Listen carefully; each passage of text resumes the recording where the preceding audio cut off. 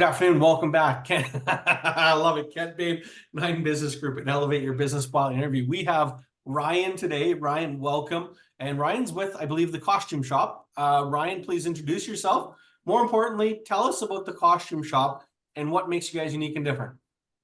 Wow, that's a big one. So, like you said, my name is Ryan, or AKA Ryan, the costume shop guy. You might enjoy some photos that we have on Instagram and TikTok. You can see a lot about us there. The costume shop, what makes us unique? Aside from the fact that we have the widest selection of for sale costumes in Canada, and the widest selection still available for rental on top of our for sale costumes, and then our thousands and thousands of accessories. But really, what makes us different is our staff and our ability to create more and unique looks out of existing looks. So, like, you could take a packaged costume of a ninja and say, I want to be, an 80s ninja or 90s. And what does that really mean to you? Or what sort of twist do you want? You want to make it a rocker ninja so you have the good flowing hair like Patrick Swayze or something. So you just laugh. Just the vision makes you laugh.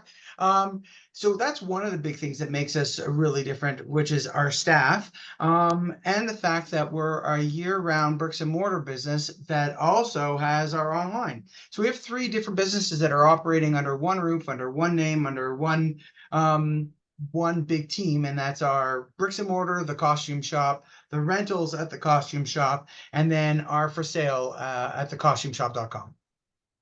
Amazing. How long have you been doing it? So I bought the company in 2016. I took over August 1st, 2016. I did that because I was selling costumes. I was a manufacturer's agent. I moved out from Montreal to Canada about 26 years ago. Did that land? I moved from Montreal to Canada 26 years ago. I moved here with a company out of Montreal, sent me out here to work, and I quickly realized I needed to be a manufacturer's agent. So I represented them as CanSew, which is the last manufacturer of sewing thread in Canada and pushing North America right now. I worked with them for many years, and when I peaked, I kept them and added the largest Halloween costume manufacturer in the world at the time, which was Ruby's Costume Company, based in Ruby's one headquarters on Ruby's Ave in Long Island, who had what was it, 100,000 square foot office in Markham. And I took over Western Canada, well, a hunk of Western Canada, Alberta, Saskatchewan, Manitoba. And that meant for a lot of driving, a lot of driving. And I opened up and grew that business. And then as my sons were getting older, I realized I was traveling way too much. And every year with all my customers, I would label the year. And in 2016, I labeled the year of change. What are we going to do differently that didn't work? Things that didn't work in 2015, are we going to repeat them again and expect a different result in 2016? And the owner of the costume shop flipped it on me and said, what does different mean for you? I said, I don't know. I'm open to anything. And the dialogue became, do you want to be a partner? Maybe you want to take over? And my brain went, my son's going to grade 10. And I need to be around more for him. I want to be around more for him, and made the deal, bought the store, and just in time to lose my life savings for the pandemic. So, yay. Well, we're still here, so congratulations. Thank you. I don't know how, but I'm here.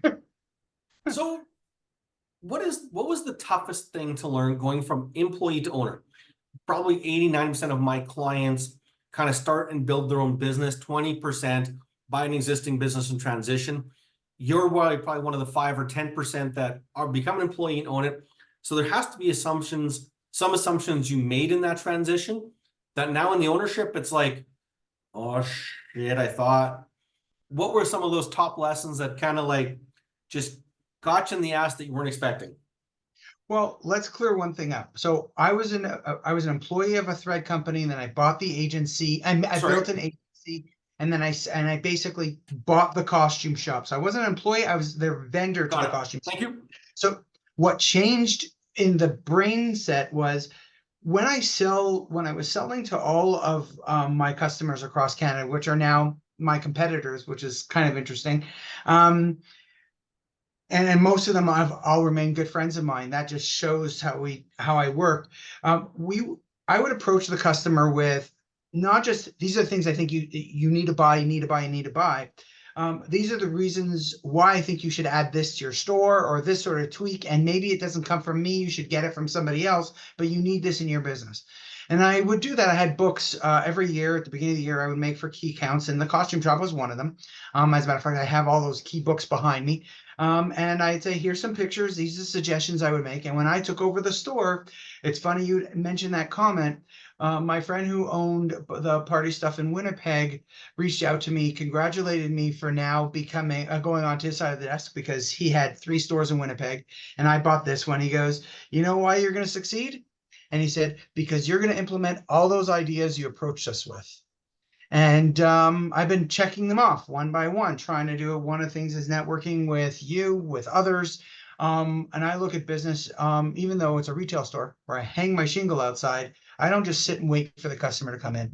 I'm engaging with the different groups, and I hire everybody around me to be smarter than me at whatever it is they're doing. So the leader of my rental department builds costumes from fabric through, draws it on a piece of paper, and builds a costume. You got to see it. They made me Barbie. They made me Barbie. They made me Ken from the Oscars with all the rhinestones and the whole 9 yards, and I wore that to the last event. My online people know computers and the online much better than I do, and all my regular staff, we're all irregular, but all of our regular staff, they know much more about different things, from anime to makeup to wigs. They all bring something unique to the offer to the customer. And like I just spoke to a customer when I asked, how's your experience so far? They've been shopping here for the last half hour or so. They said, amazing. I mean, like I'm getting all this information, building my look. I'm excited. And that's really what we're after. We want people to leave here understanding this is the beginning of fun. I like to say fun starts at the costume shop. It's a great slogan. So in 8 years you've had the shop, what is the biggest business lesson you have learned that you would like to go back and tell Ryan from 8 years ago? Make sure you learn this thing faster or sooner. Well, the sarcastic thing would say is don't buy a business before a pandemic. That's probably the most bing, bing, bing light. And what other advice would I give myself? Probably to find a way to take a beat before reacting. The pandemic, and I had a huge big beef that's going on with the CBSA, Canadian Border Service Agency, which is mind-blowing to go down that rabbit hole. But what's really interesting is that's I'm an emotional guy. I'm excitable. I like to say I like to kind of go with the flow, but realistically is I am excitable, and if I really believe in something, I'm very passionate about it. I need, as a business owner, to be able to not just bite my tongue, take a beat, go for a walk, really sit back. I mean, I've learned a lot. I have coaches. I've got life coach. I'm part of Tech Canada. We're a mentor group. I know what I need to do, and sometimes, going and having a coach and going and having somebody else to talk to and say, hello, Ryan, you know what to do. You need to do it. Stop feeling sorry for yourself. Stop feeling whatever you're feeling and do what you have to do. And really being open to reacting. Like, as a business owner, it's really easy to cut yourself a million reasons for why you didn't do something that you said you were going to do. That's going to better the business. You won't, if I told my kid I was going to do something, come hell or high water, I wouldn't go against it. If I told my wife I'm going to do something, come hell or high water, I'm going to do something. If I tell a customer I'm going to do that, for some reason, when I tell myself I'm going to do something, whether it's lose weight or go to the gym or finish whatever it is for the business, I give myself more latitude. And I think finding the coaches and finding the people that hold me more accountable sounds childish, but every business owner I speak to seems to have the same thing. They'll let themselves off the hook much faster when it's related to them personally. I love it. That's a great insight. I think there's a lot in there. The most honest, integral people are some of my clients or business owners. The amount they go to work for others and our willingness, myself included at times, to make promises to myself. Like it's uncanny. Great insight. Thank you. When gonna ask this question. If there was a pirate or a thief in your business, what would they be stealing from you? It's funny you mentioned that. I actually had to re-put up our stanchions are when you walk in the door. I put up what we had put up for the pandemic. We had to put an area up where you have to your hand sanitizer, make sure you had the mask, all that stuff. Remember those terrible days? Like the were apocalypse time. Now we put that we had to put it back up because where our business is situated, people would park at the front door and they would come in, grab a bunch of things, and I'll tell you what they'd grab, and they'd run out and we couldn't get to them fast enough. So we just put these fabric stanchions, and a stanchion is something like you would use as if you go to the airport and they make you go through the maze and they keep open. That's a stanchion, and so we just put one of those up. It's just a little rope. It's amazing how they all and we all follow it like good little sheep at the airport.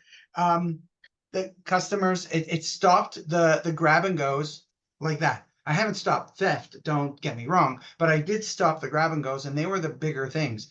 And what would people steal? Literally everything. We had an exclusive with some leather jackets here that were $500 a jacket. Those grew legs quickly. Some different collectibles, some different costumes. I think the saddest thing that we had on a grab and go was a dad who came in.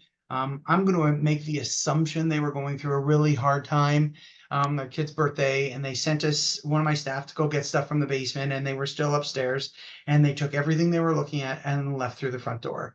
Everything superhero. But that ends with an interesting twist.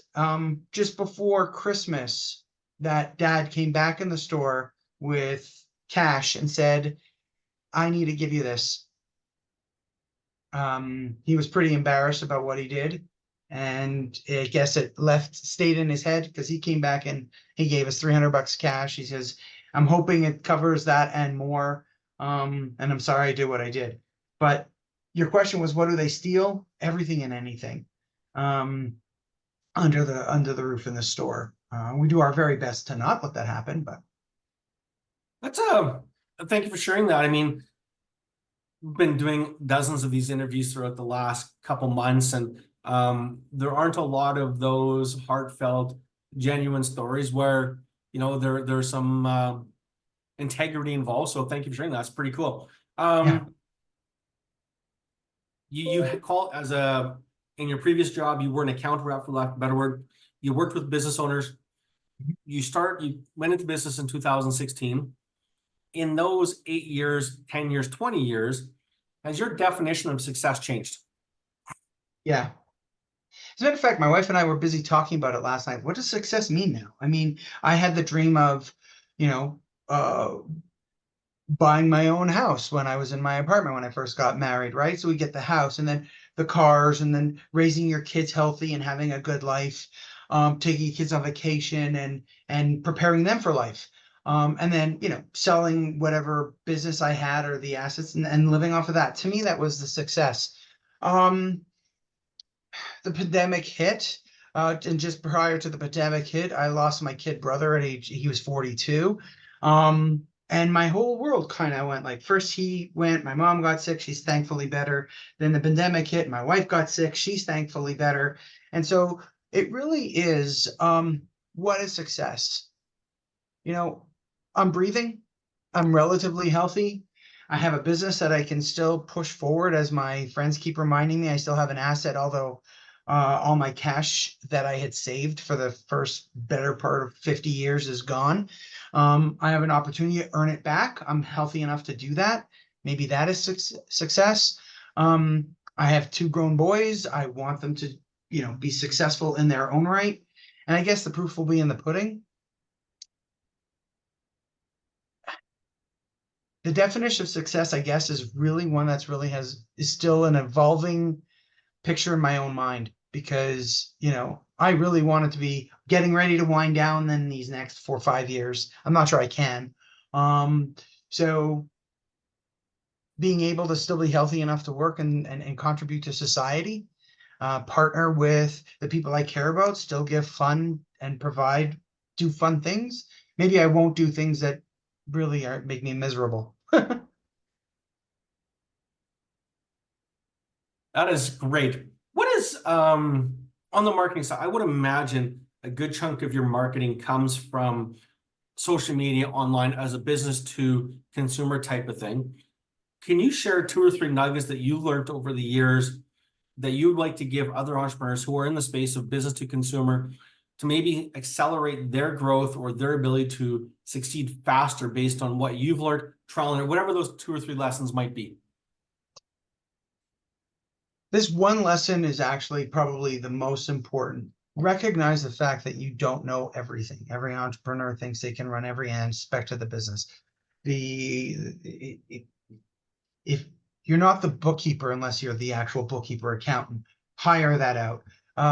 Or when it comes to social media in particular, if people are getting into it, if you're creating a social media business, you better be involved in social media and have a good presence. Because when I'm looking to hire somebody and they say I'm great in social media and I look that they have no following, their legs are cut off from underneath them. Like, really, what? And then their answer is, well, that's this persona. But if you look under this persona, really, like, I guess really understanding that the market is really shifting quickly, and surround yourself with people that know more than you. And really, I'm a big advocate of peer mentoring groups and coaching. I'm a big advocate of those two aspects to help business growth. Doesn't matter what stage you're in. More so, I would say at the beginning, because if somebody who's good at their coaching job can help you make sure you don't miss those I's and don't miss crossing those T's. Thank you for the plug. We appreciate it. Yeah, I guess that would be one for you, right? A disclaimer: you're not my coach, but it's great to know It's you all good, anyway, man. right? Well, no, it's funny because I mean, I've been working with entrepreneurs for 2 decades now. Right. And when I started my coaching practice in 2007, during that gong show of an economic cycle, which you probably missed, but I think back to those cycles and I go, man, if I talk to 100 business owners, they never heard of the term business coaching. Right. Now in today's world, I mean, part of why I'm doing these interviews is we are talking to probably 30% of the people who've had a coach, use a coach, or in some sort of structured mentoring program. But I think more importantly, we're entering that space where people have heard the term, but they don't truly understand what it means and where that value is. And I think that's part of this campaign for me, is to help people understand what the value of coaching and what the benefit is. And I think there's that big difference of taking that step between we hear the word, but now why? And I think, and so, yeah, thank you for that plug. Now, the most important question of the day: who is your ideal client and where do they find you? So there's I guess 2, 3 answers to that. And why I say there's 2, 3 answers to that is there's different age groups. We sell to everybody up and down the chain.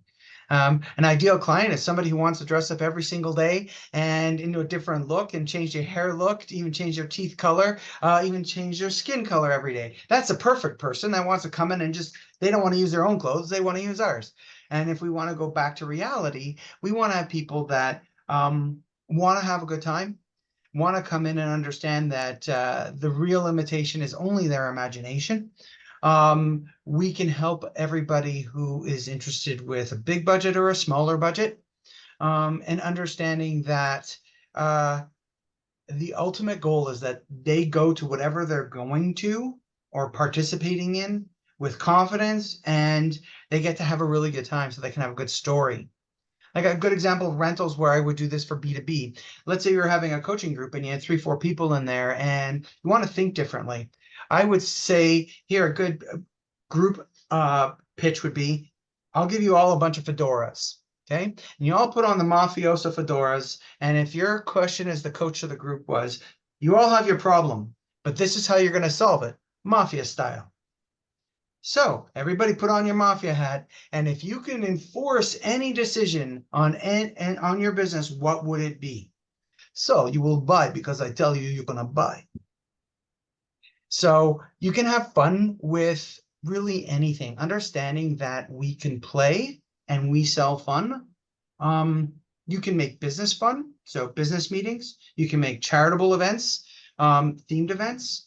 You can make the Christmas party for work. We rent a lot of Santas. You have kids that are doing a play. You have a church that's going to do a play. We can help you. You want to have camp. You want to have Halloween at the lake. We can help you. We just want to make people understand that there's one very big difference between us and most of the online businesses. And one of the things and why I had to change one key thing in the store that was really a struggle, which is we made everything final sale. And the reason for this is as follows. There are many images that either look exactly the same or so similar it's hard to tell that it's not the same costume as the one we're selling. And people would buy from us and, oh, wait, I could get it $20 cheaper from Amazon. And it may well be the exact same costume and Amazon has a bit better buying power than I do. Or there's something slightly different, like it's a Superman, but it doesn't have the boot tops. And then they would buy that and then they would come back with ours and return it because ours was $20 more. And then we'd say, this is not our costume because ours came with boot tops, right? And it caused a lot of arguing with customers, which is what we didn't want to do. Ours has a price. I try and be very competitive. And what I hear from most customers is that we are. But it's an interesting world in which we live today. It is indeed. Awesome. And where do they find you? We are a few places. You can find us here at our store, 4307 Blackfoot Trail. You can call us at 403-571-2466. You can email us at wecare@thecostumeshop, SHOPPE.com, or you can visit us on the web at thecostumeshop.com. And that's 2 P's in an E. Awesome. Thanks, Ryan. Love the passion. Keep up the great work and keep having fun. I appreciate it. And if you want to laugh, feel free to laugh at me. I'll tell you one last story at Expo. You asked about social media. You want to follow us on TikTok and Instagram. And for the very first time, I was working at Expo just last week here in Calgary. And 2 kids came up to my staff and said, is that the guy from TikTok? And my staff said, yes. They said, can we get his autograph? Do you think he'd give us an autograph? And I'm thinking, that's what's changing in this world. You post a few things and people want it. I laughed my head off just like what you're doing now. And it just really, really enforced that we're just about fun. So you want to have some fun, come down to the costume shop. We can help you out. Thanks again, Ryan. Love it. Keep it up. Thanks.